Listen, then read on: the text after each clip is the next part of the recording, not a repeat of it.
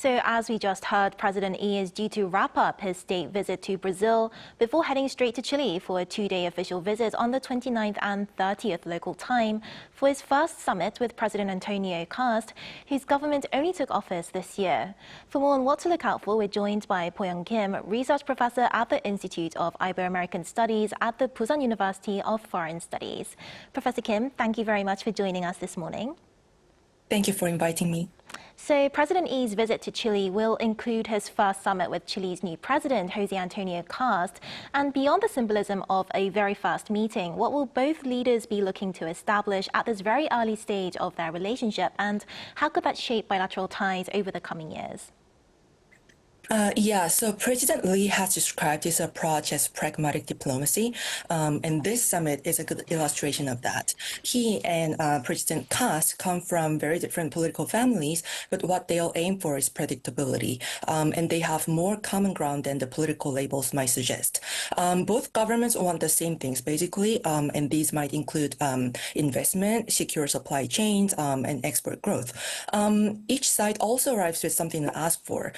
Chile's government has been open that its copper exports are too concentrated in one market and that it wants a wider range of buyers and investors. So in that sense, Korea is a natural candidate. And for Seoul, supply chain security is now a first-tier agenda item. So what's realistic is a working framework, a modernized FTA, a standing channel on minerals and investment, shared multilateral projects. Once that is built, the relationship will stop depending on who's in office. Right, and Korea and Chile signed Korea's first ever free trade agreement more than around 2 decades ago, and both governments now want to modernize it. So why has updating the FTA become a priority, and what new areas such as digital trade, green technology or labor standards could make the agreement more relevant today? Yes. So two things changed since 2004. Korea's first mover advantage is now gone because Chile has since signed with China and Japan and also joined the CPTPP, and Korean market share has eroded. So modernization is partly about recovering parity in a market Korea entered first. And more fundamentally, that 2004 text is a goods agreement written for a different economy. So no digital chapter, no supply chain provisions, nothing on critical minerals, which is exactly the gap this government cares about.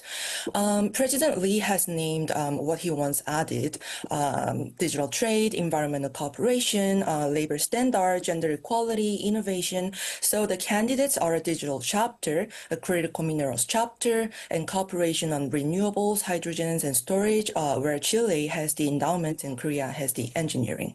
One caveat, these talks have run for years without concluding, so the sensitive areas are real, agriculture especially, and on labor and environment, watch whether they become enforceable chapters or remain as a cooperative language.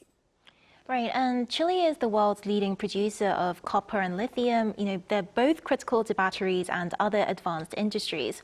So as Seoul looks to build more resilient supply chains, how strategically important is Chile to South Korea's long-term economic and industrial agenda? And what kind of partnership is Korea hoping to build beyond simply just importing raw materials? Yeah, so critical minerals are absolutely strategically central, but let me be precise about what kind of importance. So the trade between Korea and Chile is copper and lithium going one way, refined fuels and vehicles the other. This is a classic commodities for manufacture structure, and notably, both governments now say they want past it.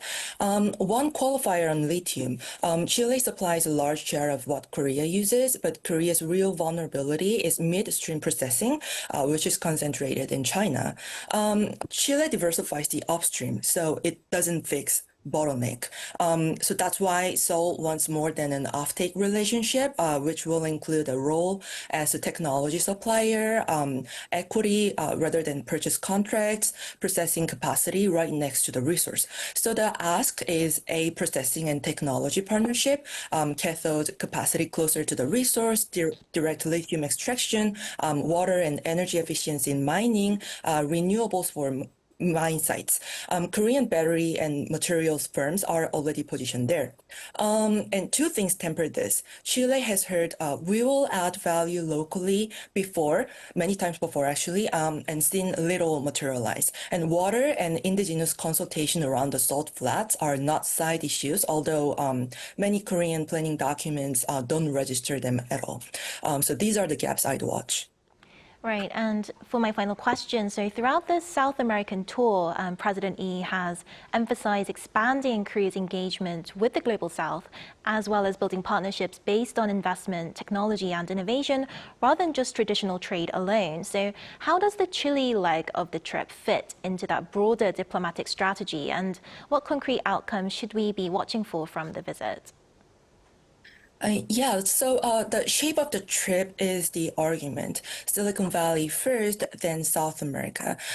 Computation and critical minerals are the scarce inputs of this decade, and Korea is trying to secure both while hedging against a trading environment shaped by greater power competition and tariffs. Latin America fits on two counts: resources Korea doesn't have, and markets Korea has barely worked.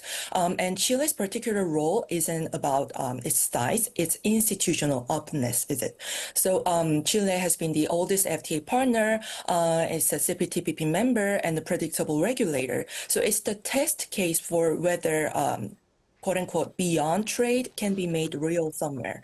So three things to watch: whether they name a target date for concluding the FTA talks rather than agreeing to accelerate, whether the minerals agreements extend to processing and joint ventures or stop at information sharing, and finally, whether any Korean company commits actual capital. Right, well, it seems like there's a lot to watch out for. Thank you very much, Professor, for your time and insights today. Thank you.